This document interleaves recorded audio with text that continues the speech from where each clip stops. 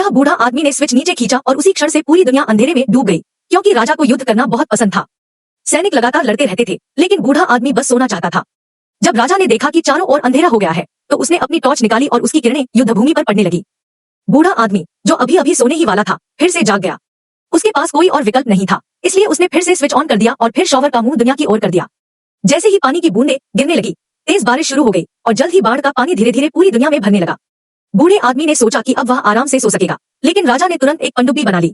थोड़ी ही देर में बूढ़ा आदमी फिर से युद्ध की आवाजों से जाग गया, लेकिन इस बार युद्ध भूमि जमीन से समुद्र में पहुंच गई थी, क्योंकि पूरी दुनिया बाढ़ में डूब चुकी थी। यह देखकर बूढ़े आदमी ने बड़ी मुश्किल से चेन खींची और पानी का प्लग निकाल दिया। दुनिया में भरे पानी की बाढ़ तेजी से उतर गई, लेकिन जहाज फंस जाने के बाद भी लड़ाई जारी रही। सैनिक फिर से समुद्र से निकलकर जमीन पर आ गए और राजा के आदेश पर युद्ध जारी रखा। अब बूढ़े आदमी को नई योजना बनानी पड़ी। वह रास्ते पर चलते हुए दुनिया में गया और एक स्टेडियम बना दिया।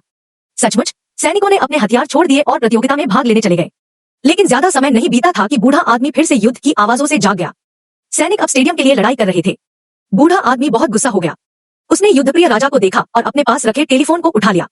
फोन के दूसरे छोर पर नर्क में बैठा यमराज आदेश प्राप्त करता है और अपने 2 चेलों को भेज देता है। राजा, जिसे पता भी नहीं था कि उसकी हरकतों ने उसे मुसीबत में डाल दिया है, अभी भी युद्ध का नेतृत्व कर रहा था। नर्क के वे चेले जमीन से बाहर आए और राजा को पकड़कर नर्क की ओर जाने वाली लिफ्ट से नीचे ले गए। रास्ते में राजा ने देखा कि एक अजीब आदमी एक बड़े पत्थर को पहाड़ी पर चढ़ाने की कोशिश कर रहा था। राजा हैरान था।